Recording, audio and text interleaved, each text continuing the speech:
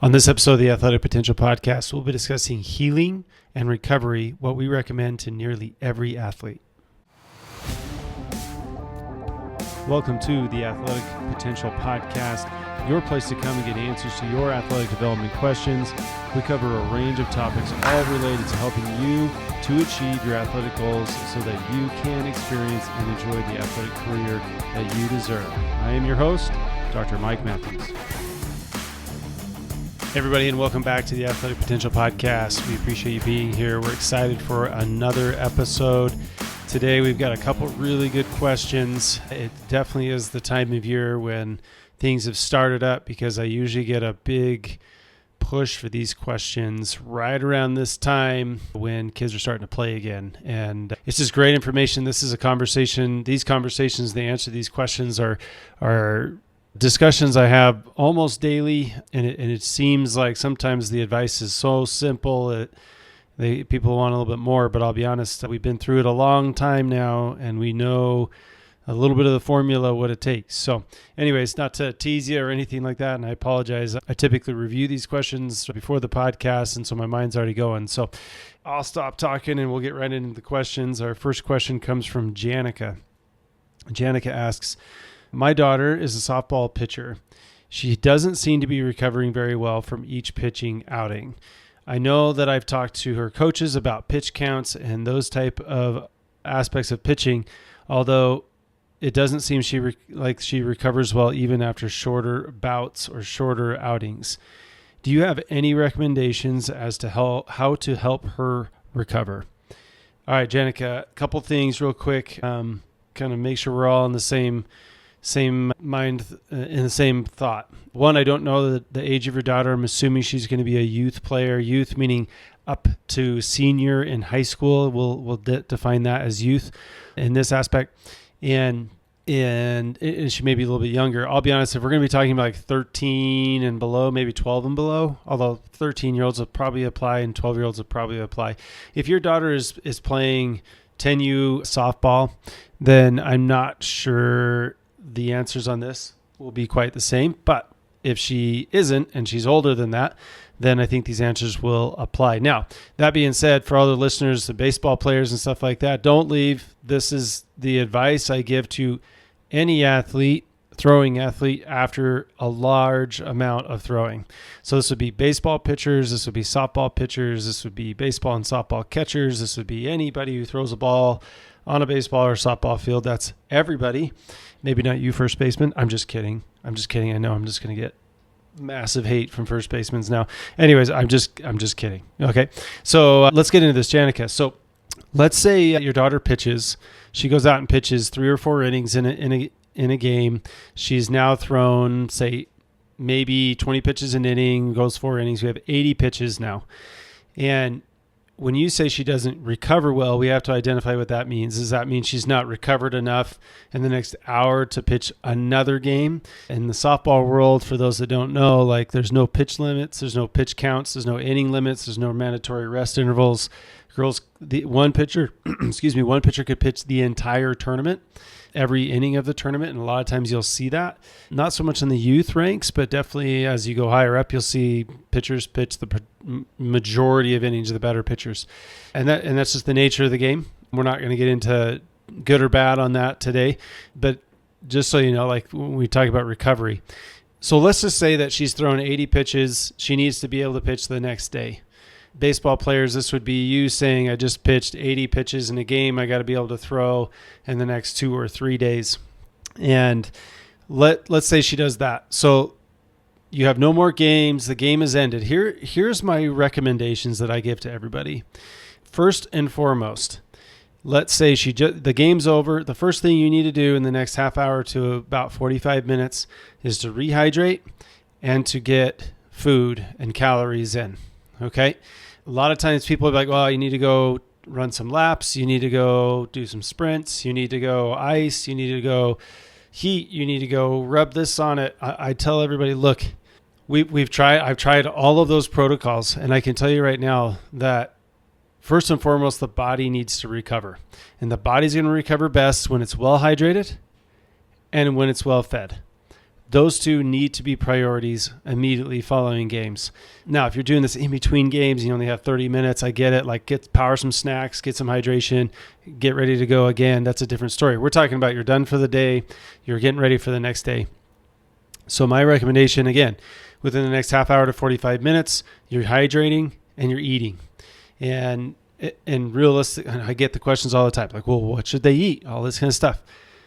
The better quality of food, it's going to be better. However, you need calories at this point. So let's go eat. Now, ice creams and high sugary foods and all those kind of things, I don't recommend. I do not recommend at all.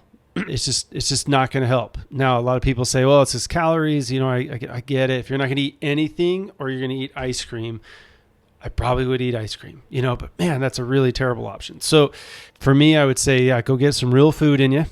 Real food. This is protein. This is carbohydrates, healthy fats, those type of things. Go get a good meal in, and then make sure you're hydrating and replace those fluids. Now, if that is it for the day, and say that is your last game finished at 6 o'clock and you're trying to prep and everything for the next day, Janica, I can tell you right now, sleep is by far the number one help on this. And tournaments are tough on this sometimes. Sometimes you're not finishing that last game till about 9:30, and you're going to be up at 8 for warm-ups for a 9 o'clock game. You're gonna smash some food. You're gonna get some hydration in you, and you're immediately gonna go back to the hotel or wherever you're staying at home, and you're gonna need to go to sleep. This is I tell a lot of our athletes, say, look, this is a great time to not be on your phone. And I know I catch a lot of crap for that. And it's more just so that your brain it's already heightened because of the game. Let's let the brain come all the way down, minimize your phone use, get the food in, get the hydration in, and find your way to sleep as soon as you can. If it's already late, that's definitely a recommendation I give. So let's say that's the case. You just pitched. You've now gone to the restaurant or wherever you're going. You've gotten food. They're well hydrated. You're on your way back to the hotel or wherever you're staying. And now it's time to go to sleep. So yes, now the question becomes, well, is this the time I need to ice it? Or this the time I need to heat it? Let's think about this a little bit more from a physiological standpoint. And I apologize if I get a little bit on the geek mode here. But you got to understand how the body heals. And this is a huge concept. As a matter of fact, if you understand this principle, you're probably going to make good decisions, okay? You're probably going to make good decisions in regards to your athlete, or if you're the athlete, you're going to make good decisions. If you look at what happens to the body from pitching, baseball, softball, doesn't matter, okay? You're looking at tendon strain, joint strain, and muscle strain in addition to other things. I get it, okay? But let's just say those three. The way those three tissues, tendon, joint, and muscle, recover best is that they have to have the nutrients into them. And the way that those tissues get nutrients, for the most part, is blood supply. So if you can think in your mind, how can I improve blood flow to these tissues without overloading them or loading them too much again to get there? So this is where hey, I want you to go run a couple laps or run some poles or those type of things. Now, do they get the blood going? Yes. Do they work in regards to like pushing blood to different areas of your body? Yes. Here's my one problem with that, Janica. If you're a softball player and you just finished day one of a tournament, you're probably played 2, 3, sometimes 4 games. Running for recovery is a bad idea. You've already depleted all of your energy stores. Don't do that. Okay. But you've got to think now, what will promote blood flow and what would actually inhibit blood flow? I tell most of our athletes, if you have time, you've gotten your food in, you've gotten your hydration in, right? And you don't have to go immediately to sleep because you got a little bit of time. This is a great time to go for a walk. Okay. Great time to go for a walk. I don't believe in swimming here. Okay.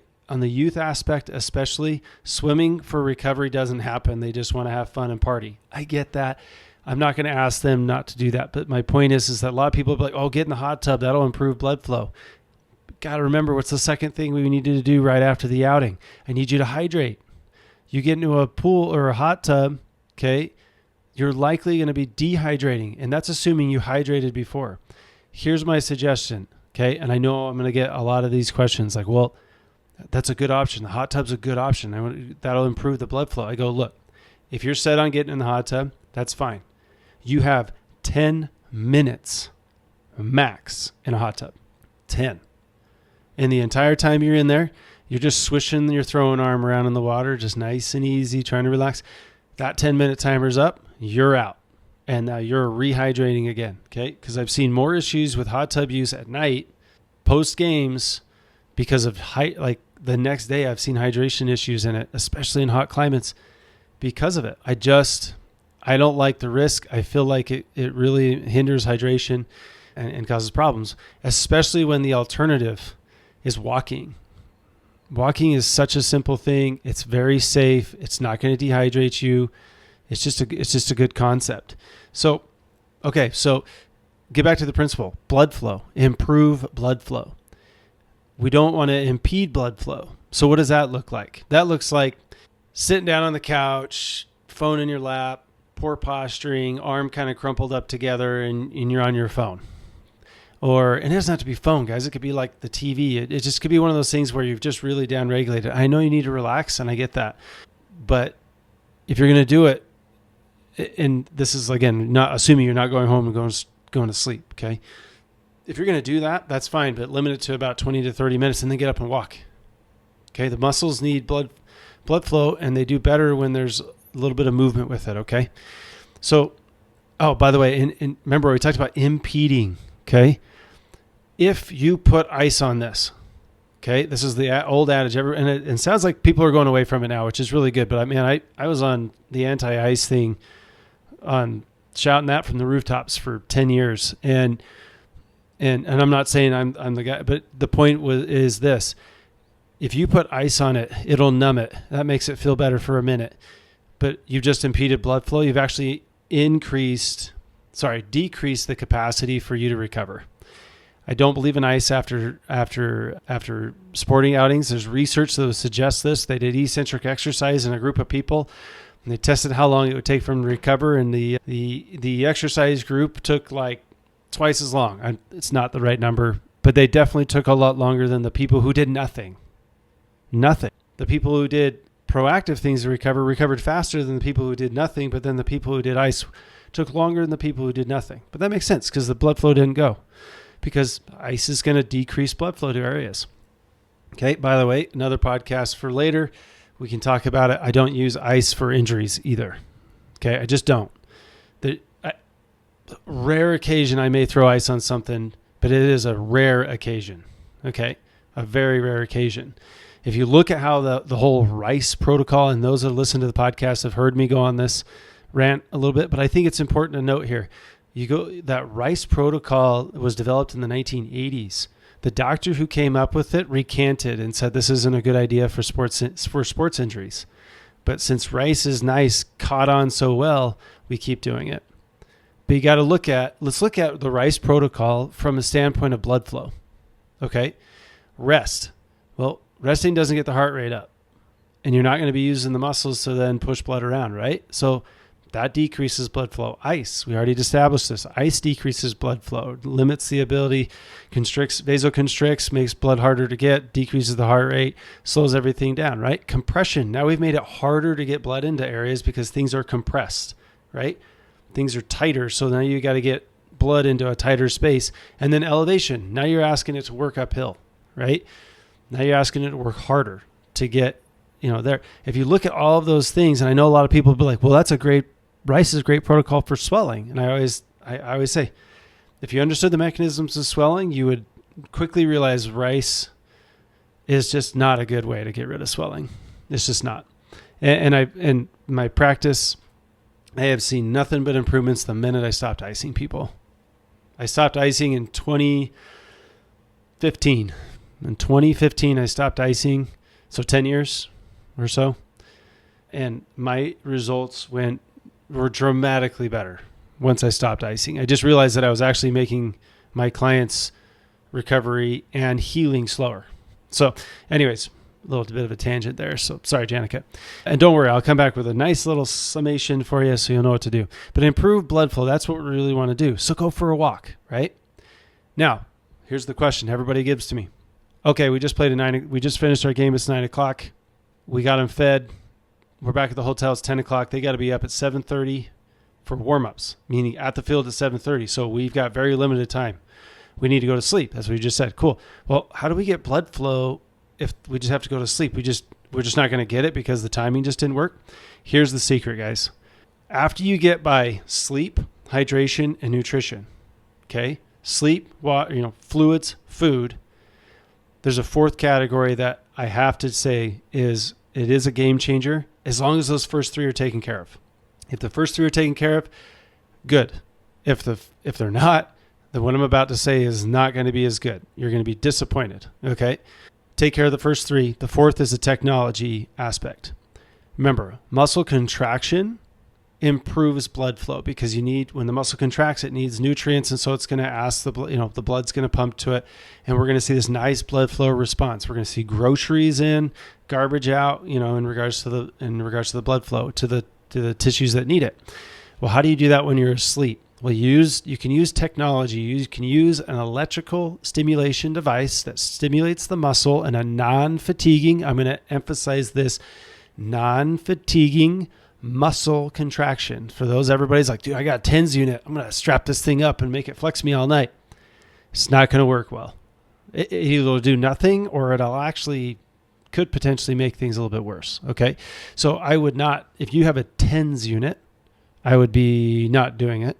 If you have a EMS, electrical muscle stimulation unit, it depends on the one because a lot of those wavelengths and those wave patterns are fatiguing muscle contractions, not non-fatiguing. Anyways, you get electrical stimulation device and you put that on and then you let it run for hours while you sleep. And I know there's some people out there saying, well, actually, I think that actually fatigues the muscle. I don't know what the research says, and I apologize. I usually try to have some pretty good research on this, but I don't know what the research says. But I can tell you for anecdotal fact, is that even a thing? That my clients that will go to sleep with this thing on, leave it on for an hour, 2 hours at a time, they feel better in the morning. Now, if it's placebo, so be it. Because guess what? They feel better in the morning. Okay. But if they're on and I tell them the minimum time frame is 45 minutes. And 2 hours is be ideal. Most people, they roll around enough, the cords get in the way. It'll disrupt sleep kind of thing. But we found that, and 45 minutes minimum, 2 hours is nice of leaving these devices on you. Now, I know I'm going to get this question. I'll just preemptive about it. There's two devices on the market. Okay. There's the Compex, Compex device. They have different ones, multiple different variations. Just whatever. If you're going to go with a Compex device, make sure you get the Compex device that has muscle or training recovery. Okay. I'll be honest, I don't know exactly what the settings are or what specific device I usually recommend. I believe it's the Sport Elite. I don't know. Because the next device I'm going to talk to you about is the one I own and the one that most of my athletes have, and that's the Marc Pro, MARCPRO. There's two versions of the Marc Pro.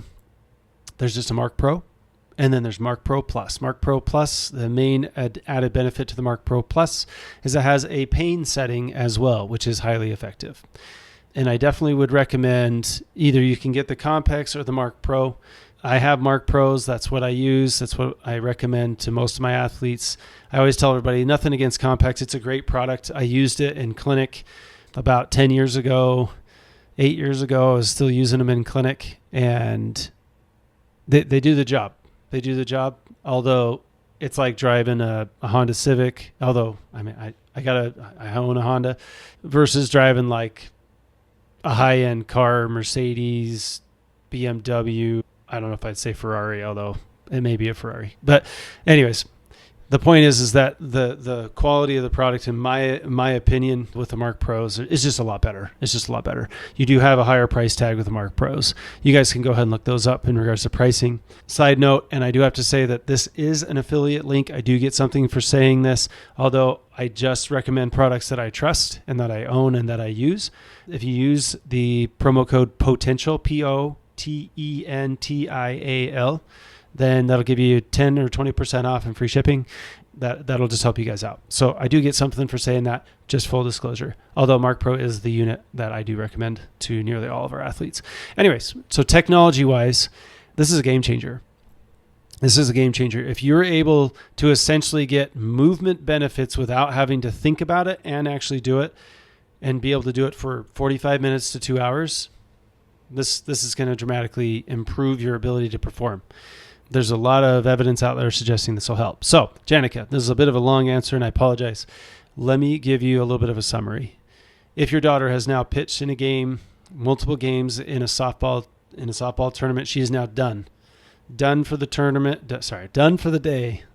Okay, meaning that she's probably going to have to pitch the next day. What I'm going to tell you to do is, first and foremost, in the next 45 minutes, you're going to go get food and hydration. Okay, go take care of those things. Good food is better, like real food, nothing like garbage, slushies, that kind of stuff. Go get some real good food. Think protein. Protein's always good. Carbohydrates, always good. Okay, get them both. Food, protein. And then you got to start looking ahead to how much time do we have before we have to go to sleep? If you have like almost all day, you're going to be active enough and those type of things that you're going to stay walking. Don't just, do nothing. Go see a movie, but then make sure you're walking around. Arguably, you could probably use the electrical stimulation device during the day if you would like. Stay hydrated. Make sure you eat well again. Now, if you're done and you know that your sleep's in the next 2 hours, you're going to eat, hydrate, get ready for sleep, put the electrical stimulation device on, let it run for 45 minutes to 2 hours, sleep. Get up the next day, warm it up nice and good, how you normally would do that, which is a story for another podcast because I got that question asked to me the other day, not for today. And then you go out and then compete. The same thing can be applied to baseball pitchers. The same thing can be applied to any position on the field for softball or baseball or any athlete, honestly. We found that those athletes that really take this serious and make sure that they're taking care of those things. Again, I'll just highlight it. You've got to get food, you got to get hydration, then you got to get sleep. And if you can add non-fatiguing muscle contraction through electrical stimulation device for 45 minutes to 2 hours, you're going to see a pretty good amount of recovery. Now, if your daughter has thrown every inning, every pitch of the tournament, and she played 3 games and she's thrown 220 pitches, I don't know if you can expect her to show up the next day and be what she was that day. It's tough. That's just a tough recovery. Although this does give you the best chance of getting at the most recovered as you possibly can. So, Janica, I hope that helps. It's always a great question to answer. And I hope that helps. And I hope that it gives you a little bit of direction. You can always reach back out to me too if you need to. All right, we're going to switch gears a little bit. We're going to go to Tyler, who asked me a really kind of interesting question. I like these questions that make me think a little bit. And Tyler asked a pretty simple question. He says, if you got injured, how would you handle your injury? Let's say shoulder. All right, Tyler, great question. Oh man. Again, I'll do my best to keep this brief. And my students know that's almost never the case, but I'll try and keep it brief for the podcast. Here's the deal on injury. This is exactly what we just talked about with Janica. You've got to understand, and we talked about this, I believe it was on our last podcast. First and foremost, if I injure my shoulder, I need to know, one, how I did it. The second part is I need to understand what structures are involved. Okay? Once I know what structures are involved, I'm going to maximize the blood flow to that area because I want it to heal. Okay? Now, that may be through electrical stimulation. That may be through light movement. That may be through, massage. That may be through dry needling. That may be through a lot of things. But just notice, I need blood flow to bring good things in, groceries in, okay? And I need the blood flow to then take waste products and garbage out, right? To give my body a chance to heal. Here's where this goes a little different than the discussion we just had about recovery. When it comes to injury, depending on the severity of the injury, you have to understand why it happened. Now, let's say, for Tyler, for your specific example, if I hurt my shoulder doing a kettlebell swing, okay, or a kettlebell press. Say I did a kettlebell press, bam, I have pain in my shoulder. I'm like, ooh, guess what I'm probably not going to do for a minute? Kettlebell press. I'm not saying the kettlebell press is the problem. What I'm saying is that I'm not going to do a movement that hurts. Rule number 1, if it hurts, don't do it. I believe it was last podcast. Pain has to be 3 or less. If it's not, then I'm going to get it 3 or less. Now, if I can go like this or like raise my arm above my head, okay, and it's a 1, then I'm going to probably raise my arm above my head. I like movement. Movement is a good thing. But if I go to even think about moving and this thing spikes, my shoulder spikes to like a 3 or a 4 on a 10 scale. Sorry, a 4 or 5 on a 10 scale or higher. Yeah, I'm going to treat it nice for a minute. I can tell you right away.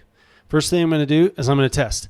Hey, can I move it? Nope. Okay, that's too painful. Can someone else move it for me and it's still painful? This is going to allow me to identify the structure, okay? If they can, or they can't, it doesn't really matter. But basically what it becomes then is, okay, I need to maximize blood flow. How am I going to do that? I'm going to put my non-fatiguing electrical muscle stimulation device on my shoulder in select positions, specifically over certain muscles, typically front side shoulder, backside, low backside, and then maybe like pec kind of across the front, right? Just trying to get as much blood flow as I can. I'm going to let that thing twitch on me for about 45 minutes to 2 hours. We already talked about that. I'm typically going to apply a hot pack over it. I'm only going to apply the hot pack over that if my pain level is higher. If it's aching, I'm probably going to put heat on it just so I can get that pain level down. If my pain level is already down, I'm probably just using electrical stim because I'd rather have it just twitching away and me being relaxed with it, okay, than worry about the heat. The heat makes me feel good. I'll do it. But, I don't know if I'm doing it. And then what I'm going to do is I'm going to get off of that, and then I'm going to see how it feels. Notice how I said this. I didn't say this. I never said I'm going to pop, 4 ibuprofen or whatever. You know what I mean? I didn't say anything about taking anti-inflammatories. Typically on these injuries, I injured a tissue, right? So I've injured either a ligament, I've injured a tendon, I've injured a muscle, okay?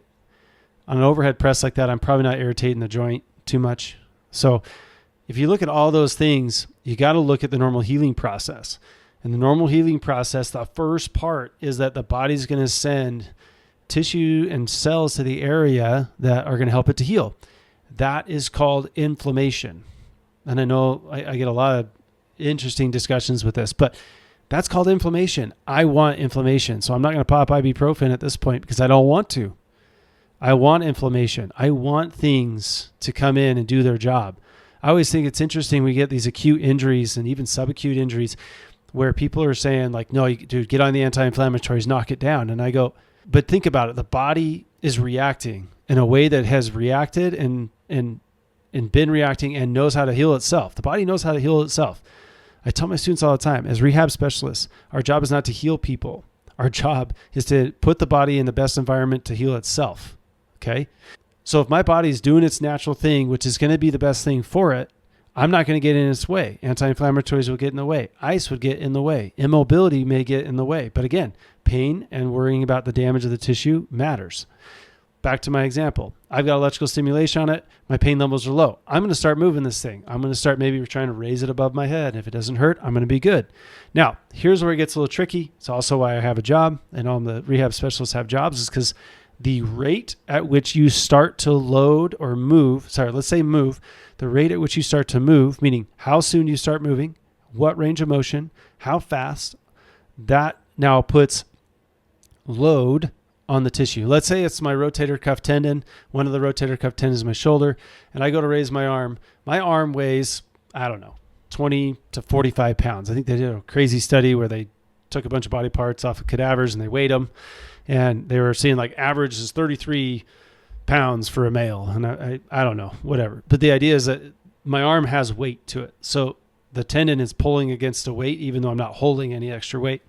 So there's still weight there. And so there's still loading. You got to understand that bone, tendon, ligament, to a small degree cartilage, although that's a debate, okay, capsule, these tissues heal best when appropriately loaded.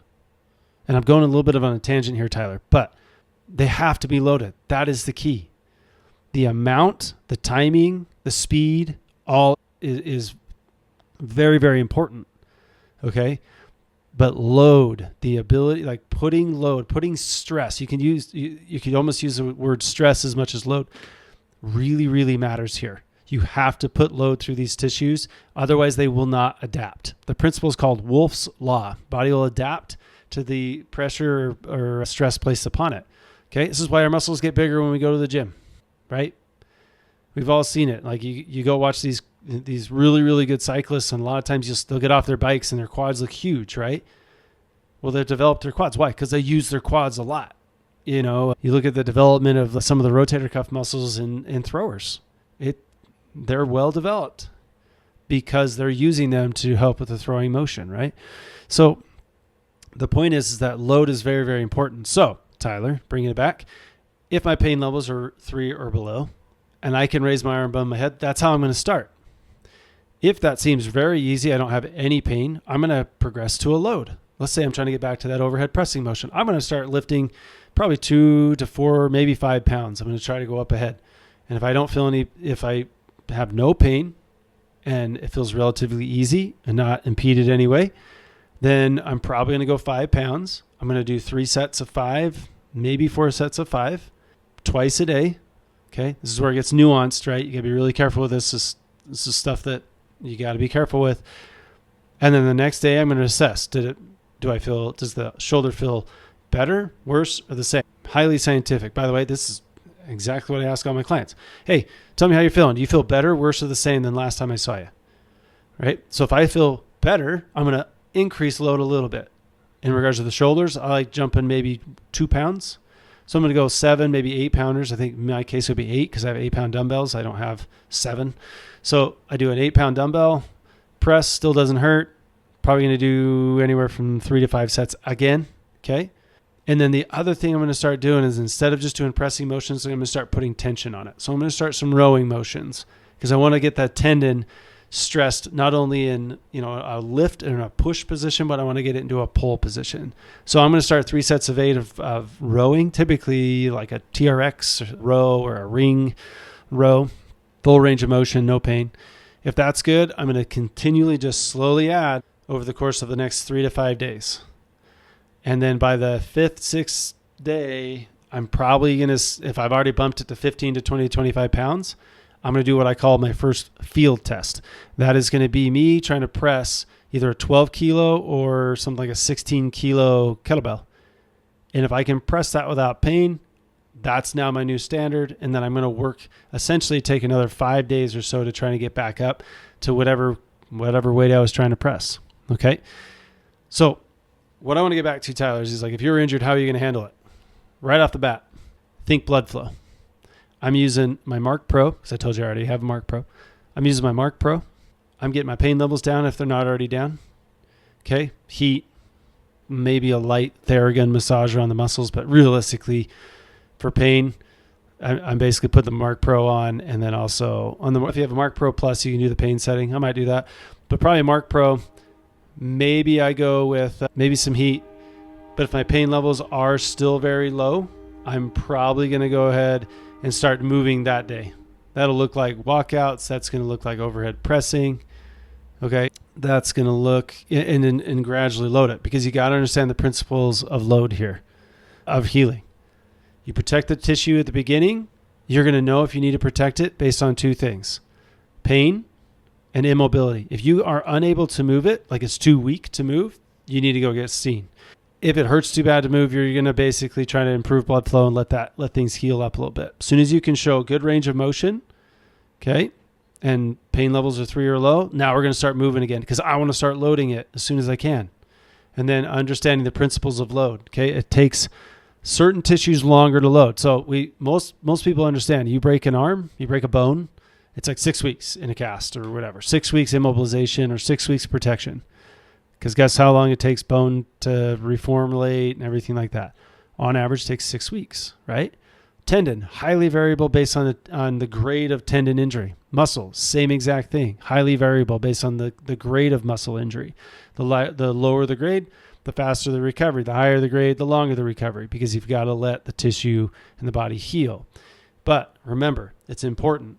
Protect it, then start loading it, then field test it, then load it again, then field test it again, then load it again. And you just keep repeating that until you're back doing whatever it is you want to be able to do. Sometimes that takes 10 days. Sometimes it takes 3 days. Sometimes it takes 12 months, like the Tommy John guys that have a ligament that's been completely replaced. So Tyler, it's kind of a weird answer, and I apologize if I kind of went all over the place on that.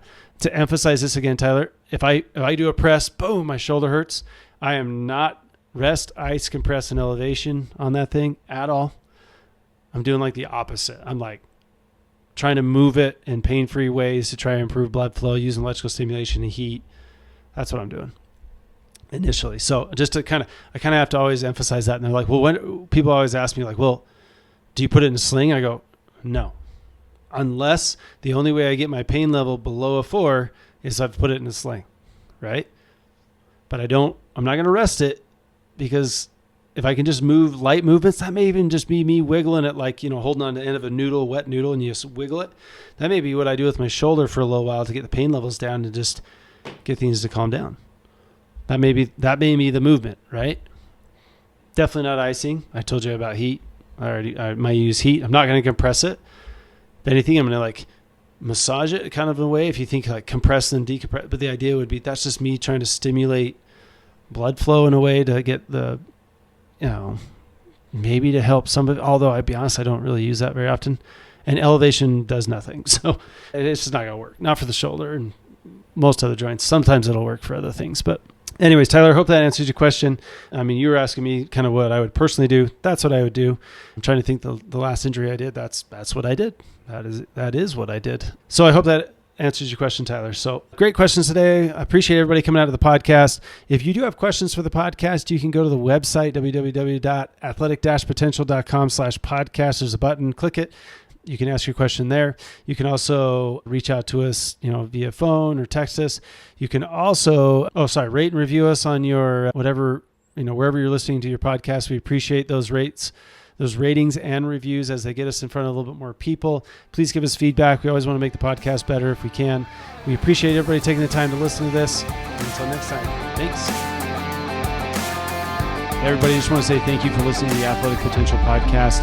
If you do have questions for the podcast, please visit the website, www.athletic-potential.com/podcast. You'll find a button there to ask your question. Please input your information and your question, and we will answer any and all questions we get. And thank you again for listening. If you do get a chance, please rate and review the podcast. And until next time, thanks.